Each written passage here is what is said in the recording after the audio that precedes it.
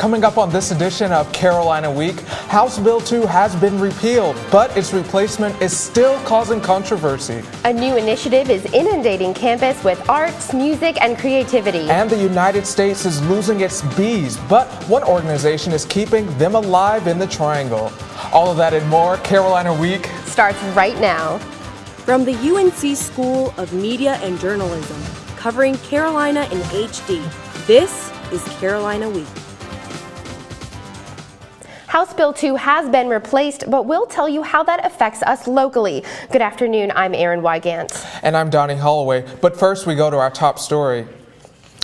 UNC's Title IX office has decided Alan Artis, a suspended UNC football player accused of sexually assaulting a second-year student, is not guilty of violating university policy. The decision sparked protests in front of the Equal Opportunity and Compliance Office. Reporter Brant Berry is live in the studio with the latest on the case. Brant? Donnie, this story began more than a year ago on the night of February 14th, 2016. 19-year-old UNC student Delaney Robinson accused Artis of sexually assaulting her, an accusation Artis denied. Frustrated with UNC's slow handling of the case, Robinson held a public press conference 6 months later to announce that she filed 2 misdemeanor charges against Artis for sexual battery and assault. This man raped me, and the police told him not to sweat it. How can this happen? Where's the protection for students? Why does the university not care that this rapist is free and could possibly harm another student? Artis turned himself in a day later and was released on a $5,000 unsecured bond. With the misdemeanor charges, Artis was now involved with 2 cases, a legal case and a university case. And on Friday, the university's Title IX office announced they had completed its investigation and cleared Artis of any wrongdoing under university policy. Robinson and her attorney released this statement. Ms. Robinson is shocked and dismayed by the failure of UNC Title IX office to hold Mr. Artis accountable for his actions. She has appealed this initial finding, which is subject to further administrative review. United will never be defeated. Come talk to us about Title IX. We'll never. Students protested in front of the Title IX office in response to the decision, encouraging people to sign a letter asking the university to take sexual assault cases more seriously. Though Artis has been cleared by the university, the legal case is still ongoing, and according to Artis' attorney, no court date has been set for the misdemeanor charges. Donnie? All right, thanks, Brant. Brant Berry live in the studio. The NCAA has just announced that it will start accepting bids again from North Carolina cities for various tournaments. In the past year, North Carolina lost major sporting events as well as businesses and concerts because of House Bill 2. North Carolina lawmakers recently passed a new bill that repeals the state's controversial bathroom law. But is House Bill 142 a true compromise to HB 2? Alexis Bell has the story on what current and former LGBTQ officials have to say. North Carolina elected officials gathered earlier this week and expressed their concerns with House Bill 142. Among them was LaWanna Mayfield, who said this was not the compromise Charlotte agreed to. If Charlotte were to repeal all of its language regarding the non-discrimination ordinance that we passed in March, that HB 2 would be repealed. That was the conversation, not an amended version. Harborough Mayor Lydia Lavelle says it's a step in the right direction. Still needs to be entirely repealed. But it became evident after several months of negotiation that there was no way that the supermajority Republican-led General Assembly was going to repeal it in its entirety. North Carolina elected officials are discussing, is House Bill 142 a repeal, yes or no?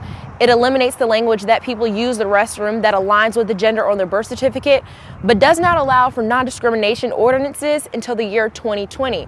Some are concerned it was about basketball and business rather than civil rights. We told the nation by passing this piece of legislation so quickly that basketball had a more important role than the lives of our citizens. Chair for UNC College Republicans says the NCAA held Carolina at gunpoint. They were able to blackmail us into passing a repeal of HB 2 and replacing it with something else. Our next step is to understand, educate each other, and build coalitions around the ways that we possibly today can move forward and protect people. Mayfield says she's looking for doors House Bill 142 opened that will help protect citizens throughout the next 3 years. In Chapel Hill, I'm Alexis Bell reporting.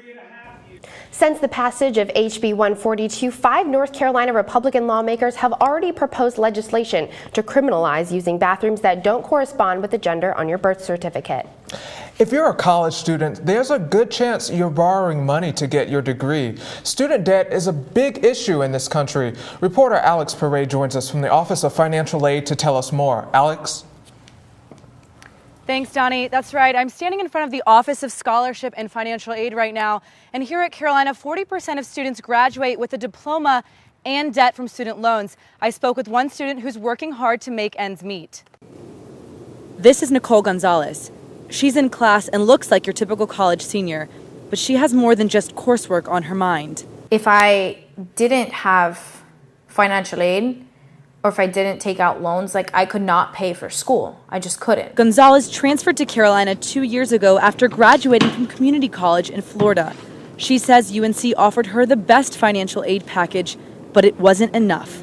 When Gonzalez finishes class, she leaves campus heading straight for work. I have a completely different life off campus than I do on campus. In order to support herself, Gonzalez works here in this office as an apartment leasing manager. She also waits tables in a restaurant. Well, I have been at the office since 2. It is now about 6:05. I've got 15-20 minutes to get changed, walk the dog, and go to my next job. For Gonzalez, it all started right here in the financial aid office on campus.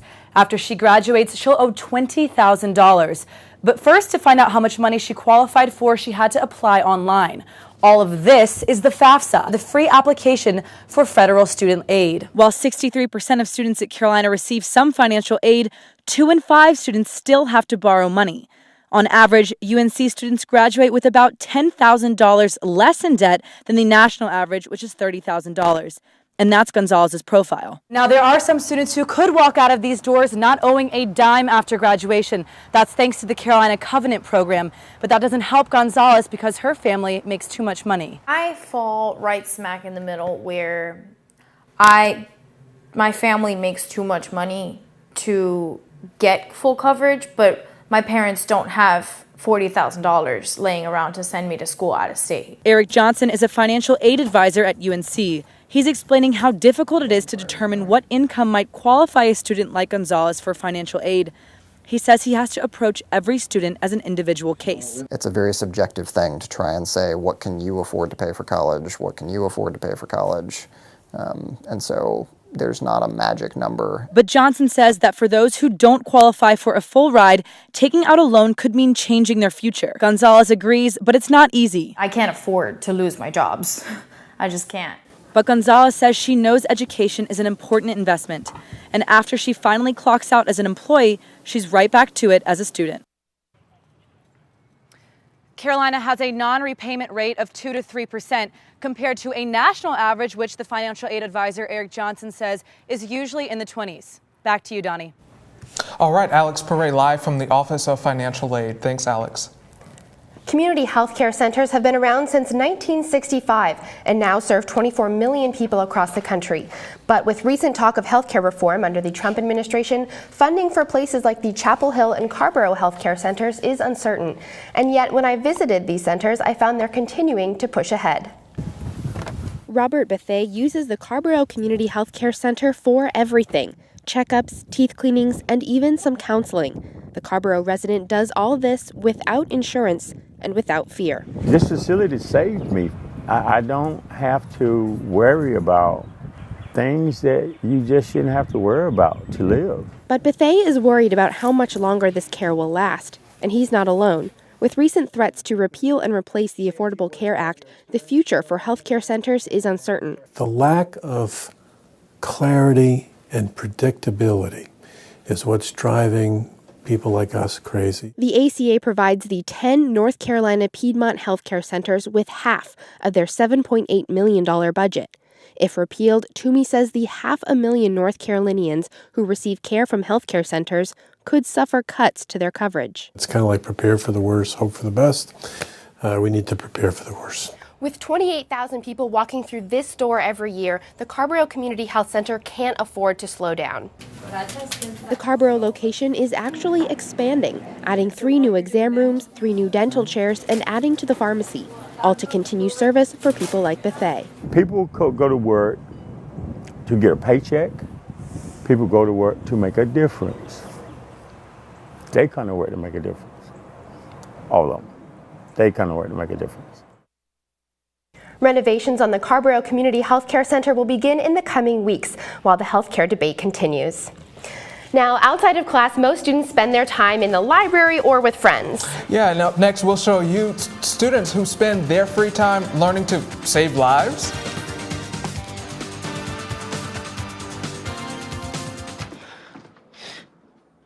Your daughter just had her first breakup. Do you A, put yourself in her shoes? B, console her? Don't worry, sweetie. This is gonna happen a lot. Or C, find her a new boyfriend? Nice, single boys. That was weird. As a parent, there are no perfect answers. But you don't have to be perfect to be a perfect parent. Thousands of teens in foster care will love you just the same.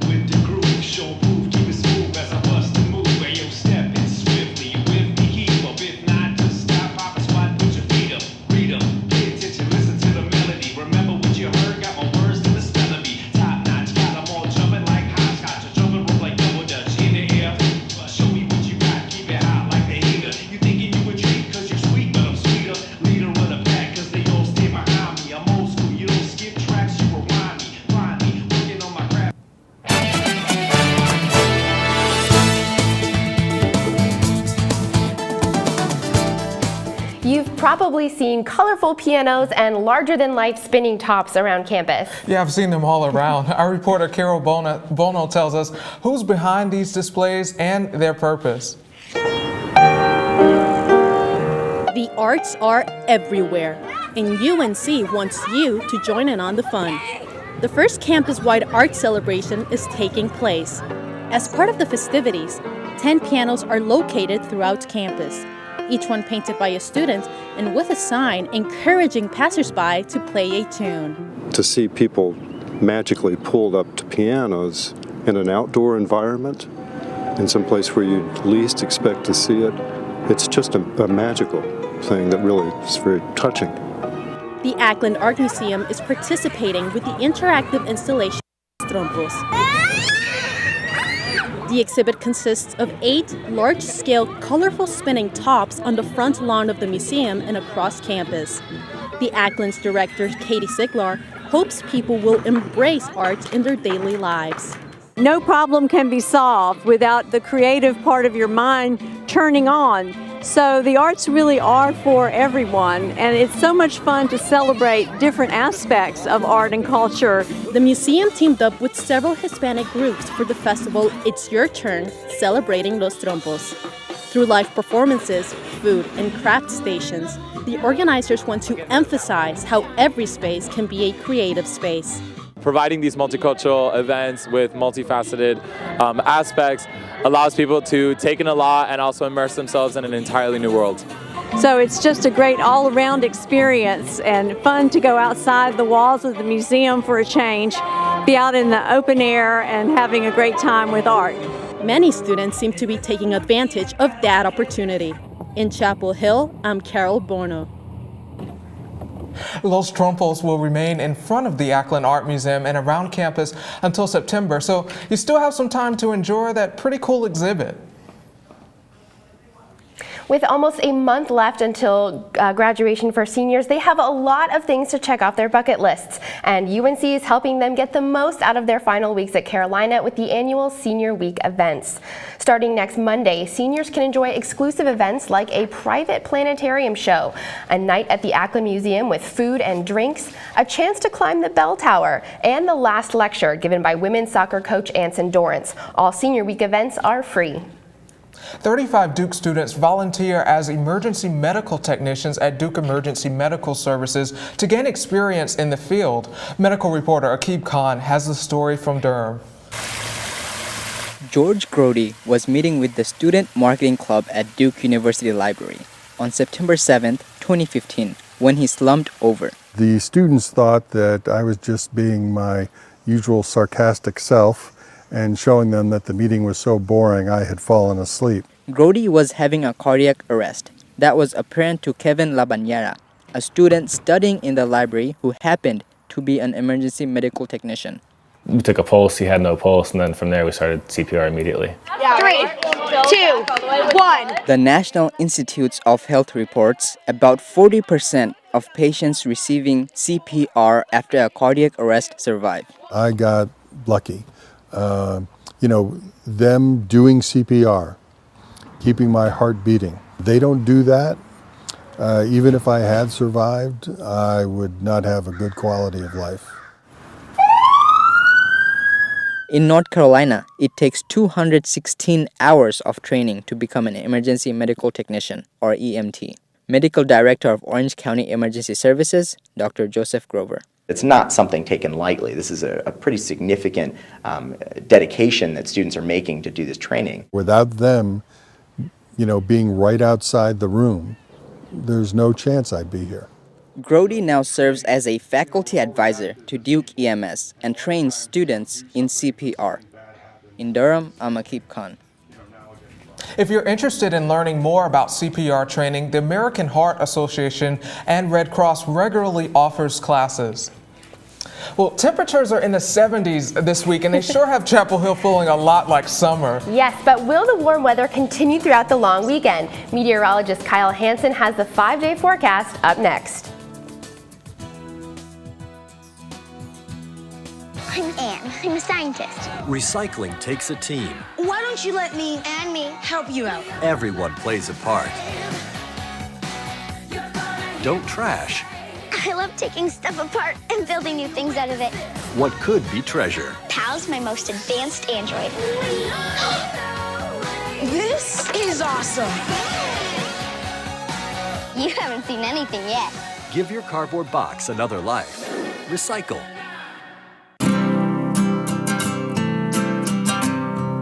Every day across America, excess food is gathered by a network of good people at local food banks, giving hope to millions of children who struggle with hunger. They've earned their wings, and you can too. Together, we can solve child hunger. Support Feeding America and your local food bank at feedingamerica.org.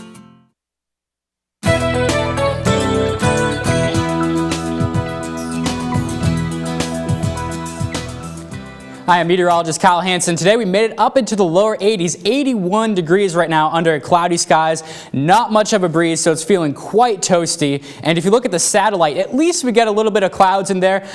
Through the afternoon, we did see an increase in that. Some high clouds over most of North Carolina, but if you look back towards Tennessee, Kentucky, that's clear skies right there, and these clouds are going to move east off our coast, and we're going to be having in for a beautiful evening after those clouds move out. And if you look at the radar, notice not too many rain showers associated with those clouds. We got a few showers North Georgia, western South Carolina, but nothing even close to here in Chapel Hill. So we should remain pretty dry throughout the rest of tonight. If you look at the map, notice we have this cold front. Believe it or not, this is a cold front moving through. It's really weak. That's why there's no rain, and the temperature is not really going to go down. So we're going to remain in the upper 70s, low 80s for the next few days. But for tonight, temperatures are dropping off to the low 70s by the time we get to 8 o'clock. Sun will just be setting by then. I don't know about y'all, but I'm excited for that 8 o'clock sunset coming next week. It's going to start to really feel like summer then. Dropping back into the 60s around 11 o'clock and down to 2 a.m. Still at 60 degrees, so a pretty warm evening. Tomorrow, we are continuing with the sunshine. Clouds to our north, but here in North Carolina, mostly sunny skies. Not much in the way to talk about weather in terms of precipitation. Topping off around 78 degrees. It's going to be a beautiful day. Mostly sunny. Again, light winds, so probably going to want to wear shorts, short sleeves. Even in the morning, you might not even need a jacket or a sweater if you're a warm person like me. Upper 50s around 8 o'clock, warming up into lower 70s and to upper 70s by the time we get to 3. And it's going to be a perfect day Friday to go celebrate America's pastime. The Tar Heels are going to take on NC State. Temperatures in the upper 70s around 6:30 for first pitch. And then by the time we get to 9 o'clock at the end of the game, still temperatures holding around 70 degrees. So that's how you know it's getting close to summer. You don't even need a jacket and it's 9 o'clock at night. So it's going to be beautiful weather, but all this warm weather means is that the pollen is going to remain pretty bad. Oak trees are going to be the main source of that as well. I was talking about the pine pollen last week, and this week it's the oak trees, and it's going to continue to be bad for the next couple of days. Notice 10 to 11 for your, so high pollen levels. Also notice we have sycamore and ash as well, so if those guys bother you, then it's going to be a pretty rough week for you guys. And then by the time we get into Saturday, Sunday, if you're heading to the beach, it's going to be a perfect weekend. Temperatures in the upper 70s there as well. Make sure you put on the sunscreen because it's going to be quite warm. And here, notice temperatures in the 80s for the next 5 days. It's going to be beautiful. Wow, it's looking like Easter is going to feel like summer. Yeah. Thanks so much, Kyle. You're welcome. Up next on Carolina Week Sports, the baseball team took on South Carolina in Charlotte. And left zero doubt about who the real Carolina is.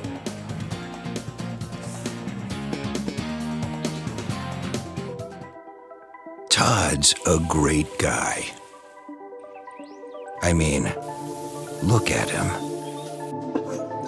What a sweetheart. Attaboy. Wait, Todd, what are you doing? How totally selfish and un-Todd-like of you. Come on, Todd. Come on, man.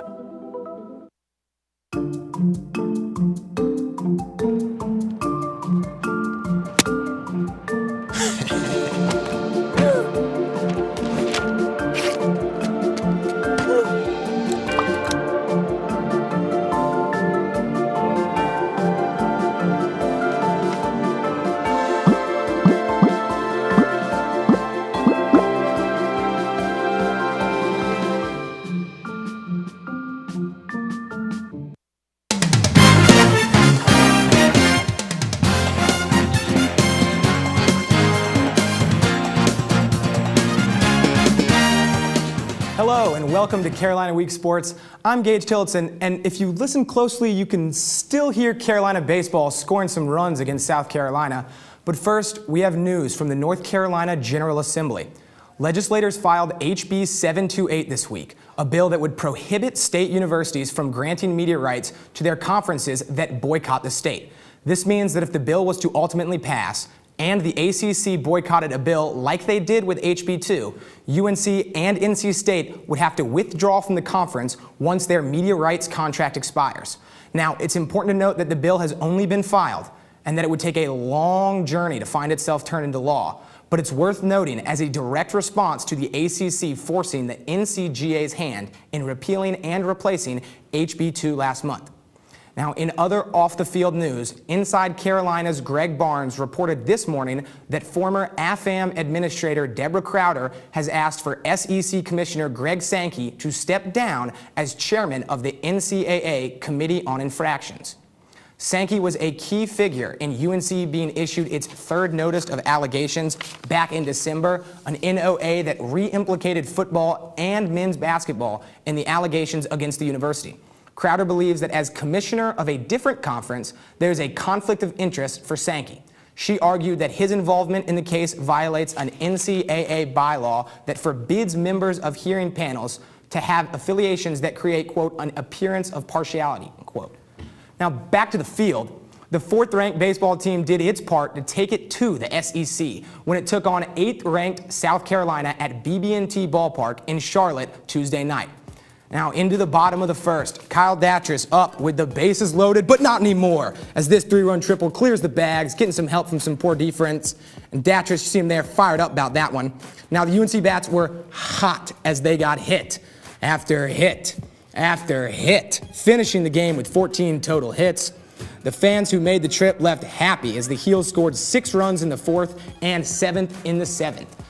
Even 2017 national champion Roy Williams was there to cheer on the Diamond Heels. Carolina cruised to a 20-5 victory, smashing the Gamecocks. In the last 4 games the Heels have played, they've combined for a total of 68 runs, winning those 4 games by a plus 49 runs margin. Now, just for some context, the men's basketball team won their last 5 games by a total margin of 28 points. So maybe that explains why Roy was there last night to get a few notes on how to really demolish a team. So up next for Carolina is one of the most highly anticipated series of the season, as the NC State Wolfpack will travel to Boschmer Stadium this weekend. Now let's take a quick look at how the two rivals match up this season. The Diamond Heels are in the midst of a bounce-back season with an impressive 27-6 record. The Pac-9, meanwhile, has uncharacteristically struggled this year, posting a 19-15 record heading into the weekend. Carolina holds a decisive advantage on the mound with a 2.62 ERA to NC State's 4.20. UNC will kick off the series with J.B. Bukauskas on the hill Friday night. And both of these teams can score runs, with the Heels getting about 7 runners across the plate per game and the Wolfpack scoring just a little more than 6 per contest. We just can't shake that rivalry. Always always. It's so close. It's just impossible to ever get away from it. Yes. All right. Well, thanks so much, Gage. You're welcome. You might expect to find bees out in a field of flowers. But up next on Carolina Week, we'll show you their unbelievable new urban homes.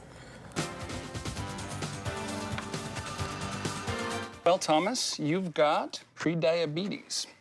But with more exercise and a change in diet, it can be reversed. I've tried exercising. It just makes me hungry for bacon. I love bacon, too. And who really likes to exercise? Not me. Me neither. Nobody. So we're good? What? Oh, you still have pre-diabetes. Big time. I was 0.5 credits away from completing high school, and I didn't do it. My support team never stopped pushing for me to be better because they knew who I could become as a person.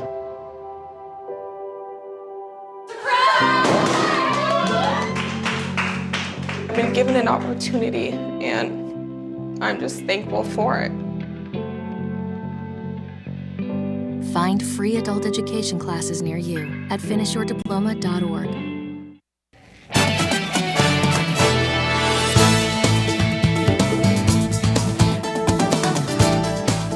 According to Apidology, a scientific journal of the study of bees, the U.S. lost 44% of its honeybees last year. But reporter Katie Kamen spoke with one organization that has the triangle buzzing. Gigi Davidson lives in Pittsburgh, and she has a special hobby, beekeeping. She first became interested in beekeeping after listening to a podcast. He was talking about the plight of the bee and how important it was that every single person did everything they could to help save the bee, because when the bees are gone, humans are gone. Now she spends her spare time working the bees, making sure they're living peacefully, producing honey, even providing them with food or bee tea during the winter. I look at them every day to make sure they're okay. I say hi to them. I talk to them. Davidson says she's worried for the bees. According to Bee Informed, a not-for-profit organization that studies honeybee population decline, bee populations are being decimated by things like pesticides and parasites. And that could be bad news for humans. She says one of the ways to tackle this issue is through education about bees. And that's exactly what Lee Catherine Bonner is doing with her company, Bee Downtown. We're trying to change the stigma around honeybees, and a little bit of education goes such a long way. A fourth-generation beekeeper herself, Bonner started the company in 2014.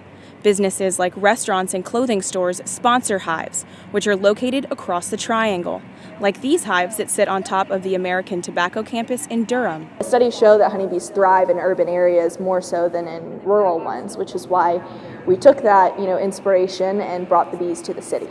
Bonner says her company creates a mutually beneficial relationship between local businesses and bees. It's a great marketing tool. It shows they're green, it shows they care for the environment. Millennials are more likely to work for companies that care for the environment. People are more likely to spend more money with companies that care for the environment. If a business sponsors a hive, Bee Downtown takes care of the rest, visiting the hives as often as necessary to make sure the bees are happy and healthy. In Durham, I'm Katie Kamen reporting. Well, I read that for every piece of food we eat, that we have about 3 bees to thank. That is amazing. I know my grandfather was a beekeeper, and so bees have a special place in my heart, but props to Katie. She got a lot closer to those bees than I would have. Yeah, a great story there. That does it for this edition of Carolina Week. Thanks for watching. We have 2 more shows, so stay tuned as we finish out the semester. Have a great night, Tar Heels. Good night.